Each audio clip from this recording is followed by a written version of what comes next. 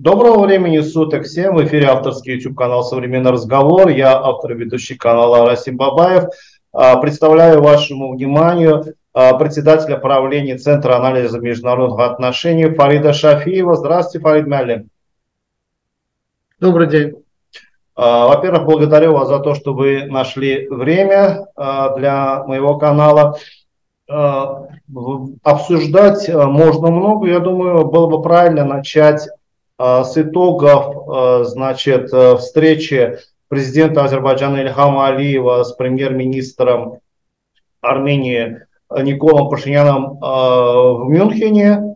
Как известно, встреча прошла при посредничестве главы Госдепартамента США Блинкена. Шарль Мишель на этот раз встречу провел так один на один, как бы он выпал из обоймы, которые вот в прошлом году он собирал глав Азербайджана и Армении, мы знаем по какой причине, и после завершения встречи было выступление президента Азербайджана, и там перепалка. Вы можете сказать ваше мнение, интересно, по поводу всего произошедшего? В Мюнхене, так скажем, была панель по Южному Кавказу, была отдельно, скажем, на полях Мюнхена была встреча с Блинкеном, и, как вы правильно говорите, были встречи двусторонние с Шарлем Мишелем. Это, в общем-то, разные вещи, но все в целом в контексте Мюнхена можно обсуждать в контексте Мюнхена. Давайте поговорим вначале о двусторонних встречах, трехсторонних, потом о самой панели. Начнем немножко с позитива. То, что США подключается и поддерживает формат переговоров между Арменией и Азербайджаном, который начался, подчеркну, 14 декабря 2021 года, еще до российско-украинской войны. Это очень важно, очень положительно. То, что Шарль Мишель не проводил трехсторонние встречи, оно и понятно, потому что от этого трехстороннего формата отказалась Армения. Она начала настаивать в прошлом году провести четырехстороннюю встречу с участием Макрона. Макрон участвовал только в одной встрече в прошлом году, а их было в прошлом году в целом 4 встречи. 6 апреля, 22 мая, 31 августа, все в Брюсселе, и последняя 6 октября была в Праге. Вот там только Макрон участвовал, и Армения попыталась превратить это в четырехсторонний формат. Такого формата не было, был трехсторонний формат с участием, скажем, при посредничестве Шарля Мишеля, и от него фактически на сегодняшний день Армения отказалась, хотя я не исключаю, что к нему и вернется. И вот тут-то как раз-таки американцы вступили в действие, хотя, в общем-то, первые встречи были еще в прошлом году, и в Вашингтоне, и в Нью-Йорке было посредничество США. Как, скажем, это называют некоторые брюссельским форматом, сейчас уже, я думаю, можно назвать таким западным форматом. И в нем есть определенные положительные продвижки. Хотя я не ожидаю, что в ближайшее время Армения каким-то образом сделает положительные шаги в отношении подписания документа, согласования документа. Я думаю, что будет тянуться, но это по другим причинам. Это отдельный вопрос, обсудим, может, если время будет. Но вот это, скажем, переговоры, я думаю, что они достаточно были полезны. Что касается самой панели по Южному Кавказу, то здесь, конечно, это большая неудача, и неудача лидера вот этого Мюнхенского форума, который модерировал эту панель и модерировал очень неудачно. Очень неудачно, это очень мягко сказано. Вы знаете, во-первых, человек вообще не обладал ситуацией, вообще о чем речь идет. Он даже сказал такую фразу, что я не знал, что впервые встречаются так в открытом формате 3 лидера Южного Кавказа. Поэтому надо было модератором, конечно, назначать человека, который знает регион, который знает ситуацию. Во-вторых, помимо того, что он не знал, вопросы, которые он задавал, тоже, конечно, никак не способствовали обсуждению самой темы, то есть построение какой-то определенной общей платформы между 3 государствами Южного Кавказа, Грузия, Армения, Азербайджана. Первый вопрос был о России. И очевидно было, что лидеры трех южнокавказских государств не будут в силу дипломатического этикета, в силу чувствительности вопроса в открытую что-то говорить про Россию. В той или иной форме было сказано. Притом я хочу сказать, что президент Алиев, он достаточно позитивно сделал некоторые позитивные ремарки в своем первом ответе, говоря, что вот Армения, Азербайджан имеют шанс перевернуть страницу вражды, конфликта и начать, так скажем, мирный процесс. Это первый вопрос. Опять же, я считаю, что очень был неудачный. Второй вопрос. Он решил атаковать Гарибашвили, грузинского премьера. Я понимаю, что вопрос Саакашвили очень важен, абсолютно. Но, может быть, опять же, если была цель обсуждать платформу, может быть, это был не самый тоже уместный вопрос. Это тоже никак не способствовало обсуждению того самой главной темы. Третий вопрос. В третьем вопросе модератор, как будто бы он перед кем-то отчитывался, он должен был вот задавать эти вопросы, которые, мне кажется, кто-то ему там подал. Потом тоже человек подал не очень-то хорошо, чувствуя момент, ситуацию.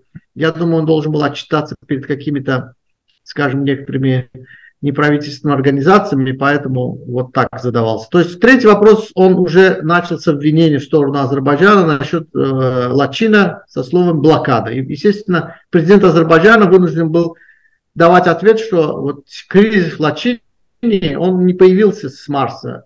Есть контекст исторический, есть оккупация, есть нынешняя ситуация, блокада нет и все такое. Естественно, модератор потом решил, что вопрос здесь как бы Азербайджан дал ответ, давайте дам и Армении.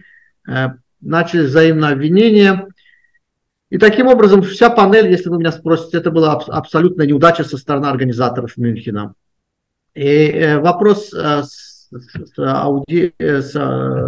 аудиторией тоже не относился к Южному Кавказу, то есть построение платформы. Опять же мы услышали, как и вспомним, что 3 года назад, в 2020 году, в феврале, тоже была панель, где премьер-министр Пашинян говорил про Тиграна Великого, 2000-ю историю, отрицал то, что произошло в Ходжалах. То есть человек, который говорил о демократии, о построении справедливого общества, и одновременно человек ушел в теории заговоров, в примитивной теории заговора, и здесь в прошлый раз. А в этот раз он начал говорить абсолютную, конечно, не хочется употреблять выражение, это, значит, фальшивая информация абсолютно, что мечети на территории Карабаха были разрушены в советское время. В советское время что-то и было разрушено, понятно, в борьбе с атеизмом. Но есть конкретные свидетельства, фотографии, в каком состоянии находились мечети до оккупации, например, в Ахдаме мечеть, в Зангелане. Они были разрушены именно во время оккупации. Целые города были разрушены, не то что мечети. И какое это имеет отношение к борьбе с атеизмом в советское время, в 30-е годы. Поэтому, конечно, выступление Пашиняна тоже было большой неудачей. Но для участия Азербайджана здесь очень есть пару положительных моментов. Я хотел бы их коротко ответить перед тем, чтобы перейти к другому. Первое. То, что Азербайджана пригласили даже не то, что президента на панель по Южному Кавказу, еще он участвовал в пленарке и по энергетике, показывает вес Азербайджана. Никто не ставит под сомнение территориальную целостность Азербайджана в том числе. Потому что были надежды, что будет оказываться давление на Азербайджан по лачинскому вопросу и так далее. Наша территориальная целостность признается, наша повестка дня признается западными партнерами. Это в целом, я считаю, что вот два основных успеха Азербайджана на Мюнхенском форуме.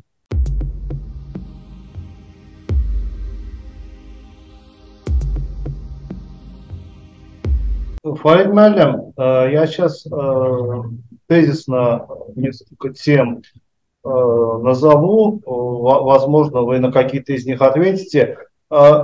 Значит, мое внимание привлек то, что Россия никак, насколько мне известно, никак не отреагировала на то, что встреча проходила под патронажем американца Блинкен.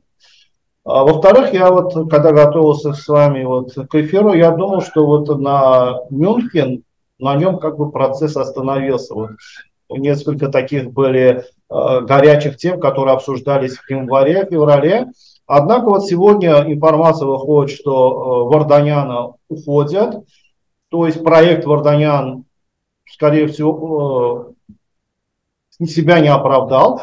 Но кроме того, вот насколько вот мои предположения верны в том, что как только 20 февраля начала работу двухгодичная миссия Евросоюза, возобновились обстрелы с армянской стороны, и вот всплыл вопрос возвращения к разработке амулсарского месторождения, который вот 250 миллионов долларов вот собирается выделить. Ведь, насколько известно, амулсарское вот месторождение еще в советские времена вот были разведочные работы и так далее.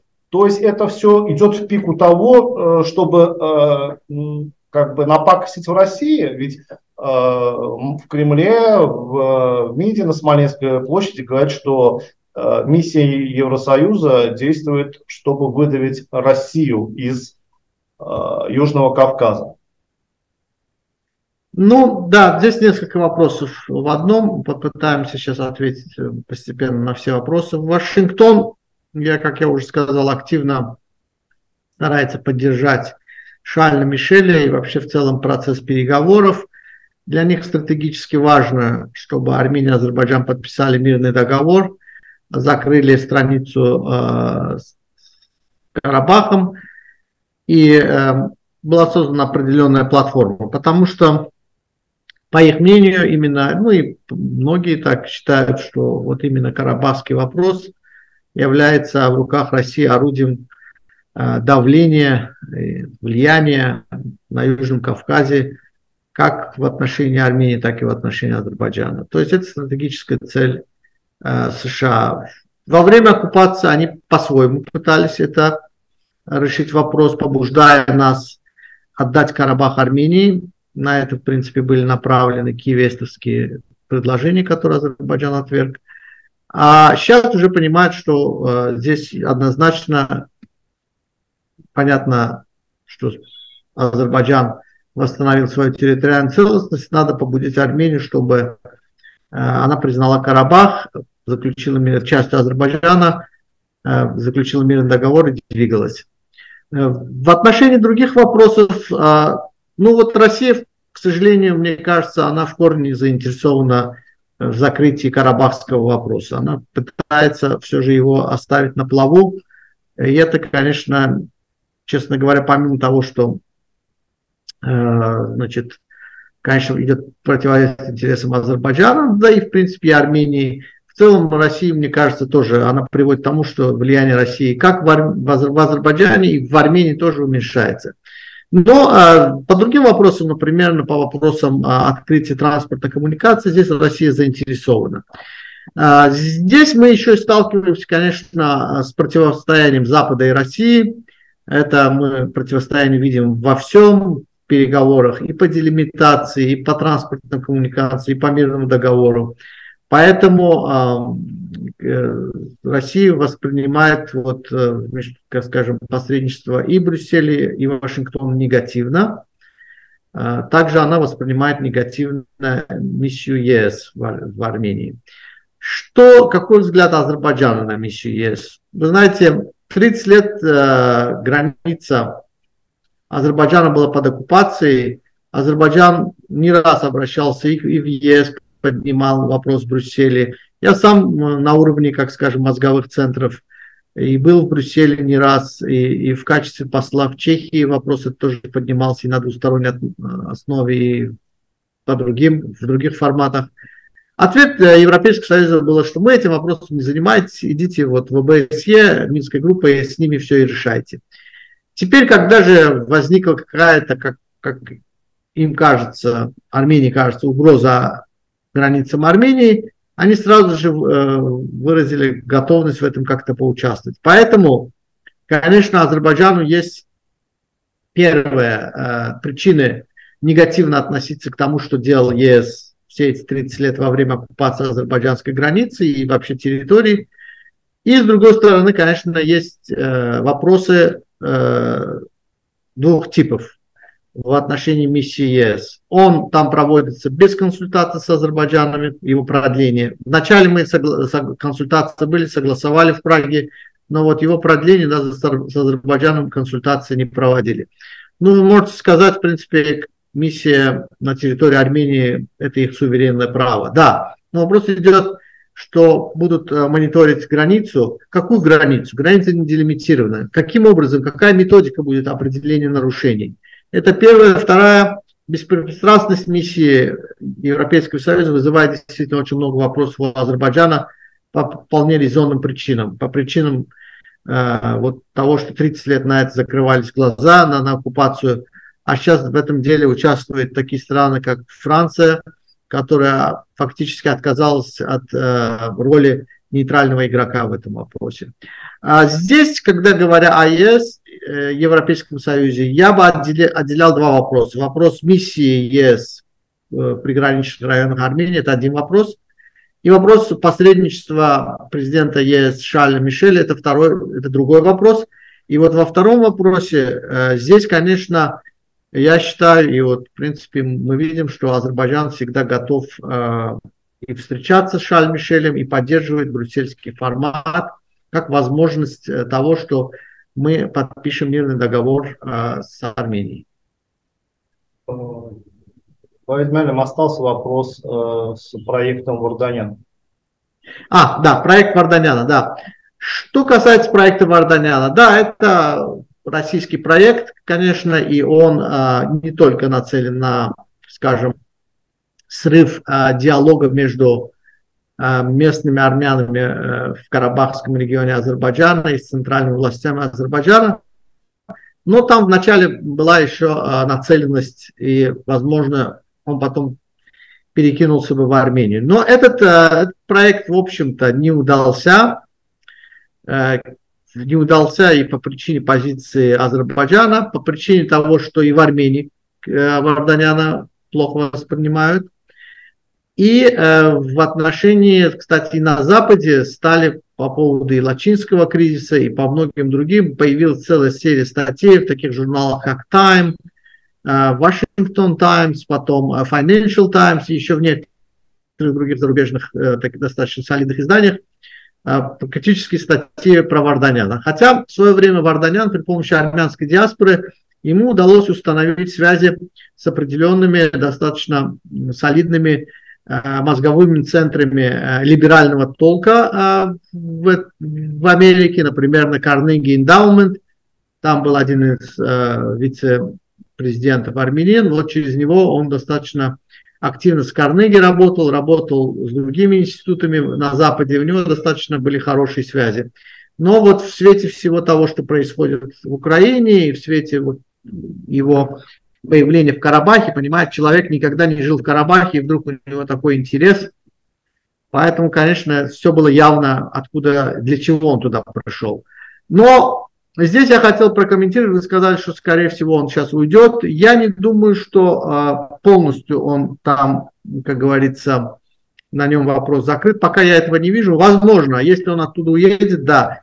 Но если он там останется, его поддержат там, чтобы он там сидел, наблюдал, выполнял определенную роль в Карабахе. Здесь, конечно, я полностью не закрывал. Что еще я не ответил по поводу, вот сейчас мы видим провокации на границе с армянской стороны про амульсарские месторождения. Провокации, возможно, сделаны теми силами в вооруженных силах Армении, которые против Пашиняна. Опять же, я из так называемого демократа Пашиняна не делаю миролюбца, потому что мы никогда не должны забывать, что именно этот, в кавычках, демократ заявлял, что Карабах есть Армения, точка. Вспомним его заявление, и вообще он тоже внес большую лепту в то, что случилась война в 2020 году. Поэтому здесь не говорит о миролюбии Пашиняна, сколько о реализме Пашиняна, что он понимает, что будущее Армении без открытых границ, особенно с Турцией, и вообще из мирной повестки дня, а у Армении нет будущего. И поэтому не думаю, что он заинтересован вот в нынешних провокациях, тем более он, вот мы видим противостояние с Варданяном, то есть оно открытое, то есть если даже они открыто против друг друга не выступают, но это очевидно, что оно существует. Кстати, про Варданяна, когда на Мюнхенской конференции, когда президент Алиев говорил про Варданяна, Пашинян эту тему не касался, он не тронул. Точно так же, когда у BBC брало интервью Варданяна, спросили про Пашиняна, Варданян тоже избежал этого ответа, но очевидно, что между ними, как говорится, нет, то есть это противники, политические противники. И Пашинян отчетливо осознает, для чего там появился Варданян. При всем при этом я хочу сказать, что вот мне кажется, вот брать все это в комплекс, я не думаю, что Пашинян сейчас заинтересован в конфронтации, в новом витке конфронтации с Азербайджаном. Скорее всего, особенно Министерство иностранных дел Армении, оно находится под сильным влиянием диаспоры, оно выступает против мирной повестки дня в той или иной форме. И то же самое в вооруженных силах Армении есть достаточно сил против мирной повестки дня. Что же касается месторождений, здесь это более сложный вопрос. Делают ли они это сейчас в пику России, или же у них есть своя повестка дня? Но то, что между Арменией и Россией сейчас напряженные отношения, это очевидно. И напряженные отношения, в общем-то, вызваны тем, что здесь два вопроса. Россия обеспокоена, скажем, все большим движением Армении в сторону Запада, это первая причина. Но есть и вторая причина. Россия в нынешних условиях, если как это было в 90-х, там был другой контекст, но в нынешних условиях, значит, территориальные притязания, открытые территориальные притязания Армении против Азербайджана, Россия в открытой форме так поддерживать не хочет. Потому что это приведет к столкновению как с Азербайджаном, но и также и с Турцией. Это сейчас России не нужно. Закрывая этот вопрос, вы сказали, что Варданяна не принимают в Армении. То есть получается, что противостояние идет не только между Западом и Россией, а также между диаспорой Армении на Западе и в России. Наверное, они тоже выступают с различных позиций. Я бы так, здесь немножко надо быть более, так скажем, внимательным в анализе, потому что диаспора на Западе, с российской диаспорой ясно, она поддерживает все, что делает Россия. Но на Западе есть небольшая сила, небольшие голоса, скажем, в интеллектуальной среде, среди армянской диаспоры, которые против того, и против Варданяна, и против российского влияния в Армении. Но это небольшая часть, это меньшинство. Армянская диаспора в целом против мирного договора с Азербайджаном. Что на Западе, что в России, это их объединяет. То есть они от идеи Миацума не готовы отказываться? Нет. Нет. И просто посмотрите, АНКА, вот есть одна из главных организаций в Соединенных Штатах, Armenian National Committee of Armenia. Посмотрите на их твиты, есть много других и во Франции. Поэтому нет, они остаются сторонниками Миацума.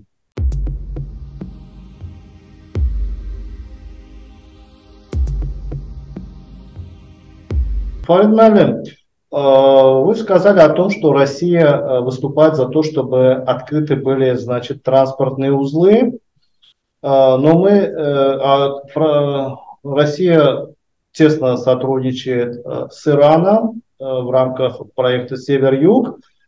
Совсем недавно, еще месяца не прошло после нападения на азербайджанское посольство в Тегеране, убийства Орхана Аскерова.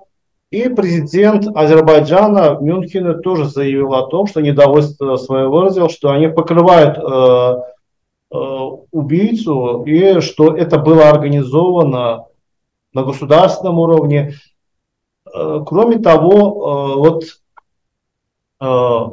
Иран резко выступал против того, чтобы западные третьи силы как бы прибывали на Кавказ, Южный Кавказ. Но вот сейчас мы видим, они совершенно спокойно воспринимают наличие 100 представителей Евросоюза. Эту миссию, насколько мне известно, возглавляет Франция. Вот по поводу Ирана, вот все ее политики, в том числе она вот выступает против того, чтобы Азербайджан восстановил свою территориальную целостность, точнее, чтобы Конституция Азербайджана действовала на всей территории без исключения нашего государства. Да, вы знаете, вот Иран, интересный вот подход к миссии Евросоюза, потому что, в общем-то, учитывая стратегическую антизападную цель Ирана, и вдруг они спокойно относятся к миссии Европейского Союза и вообще все, что там происходит. Но дело в том, что Иран, вы знаете, это их внешняя риторика, она ничего не имеет общего с содержанием ее геополитической сущности. Говоря о мусульманской солидарности и так далее, Иран развивал и развивает отношения с Арменией, действовал против Азербайджана и так далее. Поэтому антизападная риторика здесь не служит, здесь на Южном Кавказе, когда это дело касается Армении, не служит интересам Ирана. Поэтому они против миссии ЕС ничего не говорят. Для них главная цель – это сдерживать Азербайджан, уменьшать влияние Азербайджана, влияние Турции. Для них очень важно, чтобы при помощи Армении осуществлять свою деятельность на Кавказе, ну, не только на Кавказе, через Армению много чего делалось. В свое время это даже в сообщениях американских посольств и в Викиликсе было, что отмывали деньги, санкционные деньги, не санкционные деньги, а вот значит, избежание санкций происходило при помощи армянских банков. То есть все это остается на повестке дня, и поэтому Иран продолжает оказывать поддержку Армении, все, чтобы Армения не делала, если это против Азербайджана. Поэтому это ее генеральная политика. Ну, про это, опять же, говорить можно очень долго, почему это делает Иран. У нас целая группа проблем с Ираном, и это несмотря на то, что мы всегда старались каким-то образом развивать наши отношения, особенно в экономической области, в том числе упомянутый вами проект «Север-Юг». Но я прогресса в этом проекте не вижу уже достаточно долгое время. И даже российские коллеги мне говорили, что не видят особого желания со стороны Ирана каким-то образом развивать этот проект. Они сейчас в Иране думают, что этот проект можно сделать через Армению. Но на это финансовых средств нет ни у Ирана, ни у Армении. Да, и международные доноры не готовы туда вкладывать миллиарды долларов. Поэтому отложим Францию в сторону. США заявляют о том, что вот Азербайджан должен с Арменией мирно решить между собой вопросы все на основе признания территориальной целостности государства. То же самое заявляет в Москве, что мы признаем территориальную целостность. И вот я вот который раз уже обращаю внимание, что вот эти страны, которые в Минской группе ОБСЕ были сопредседателями, приняли, значит, мадридские принципы, и вот все время указывало, что азербайджанское население должно вернуться в Ханкенде, и после этого там уже будут налаживаться процессы совместного проживания. В Европе очень чувствительно относятся к вопросам сепаратизма, насколько вы знаете, да, потому что там очень много государств живут прям во многих странах, это стоит вопрос очень острый. Почему все-таки никто на этом из западных, из России, допустим, не заостряет внимание? Ну, отношение всегда было немножко с двойными стандартами в отношении Азербайджана. Здесь часто, кстати, мнение некоторых западных политиков и российских политиков совпадало. потому что здесь давлеет определенные элементы как исламофобии, так тюркофобии, так скажем, культурного взгляда. Кто-то через призму христианства, кто-то через призму каких-то геополитических интересов, если мы говорим о Франции. Поэтому, да, мы иногда видим, что на Азербайджан пытаются оказать давление как некоторые западные страны, так и некоторые российские круги. Поэтому это, скажем, так уж исторически сложилось. Опять же, это очень долгая, это большая, очень сложная тема. Ну, у меня, кстати, я научную работу всему этому посвятил. Этой теме есть на английском языке моя работа, которая опубликована в достаточно престижном издании Routledge в прошлом году в книге про Карабахский конфликт. Поэтому с этим надо разбираться. Опять же, долго надо уходить в историю, причины всего этого, как исторические, так и определенные религиозные и так далее. Фарид, и в конце нашей с вами беседы, я думаю, вы со мной согласитесь, я бы хотел высказать слова поддержки братскому турецкому народу, который сегодня переживает не самые лучшие времена. Все вот эти информации, которые мы получаем, новые угрозы новых подземных толчков, это бьет по-живому. Абсолютно, действительно очень большая трагедия в Турции, тем более очень сложный исторический период, сложная экономическая ситуация. Подряд удар был ковида, потом удар это в виде геополитический удар, война в Украине, и теперь еще и стихийное бедствие. Поэтому, конечно, очень сложная ситуация в Турции, но хочется действительно поддержать. Я знаю, что многие в Азербайджане тем или иным образом пытаются поддержать Турцию, кто материально, кто финансово и так далее. Мы тоже не стоим в стороне от этого дела. Действительно, будем надеяться, что из этого тяжелого испытания Турция выйдет достойно. Спасибо большое, Фарид. Уважаемые зрители, вы смотрите авторский YouTube-канал «Современный разговор» с Расимом Бамаевым. Мой сегодняшний собеседник, председатель правления Центра анализа международных отношений Фарид Шафиев. Спасибо большое, Фарид, за Спасибо, на связи.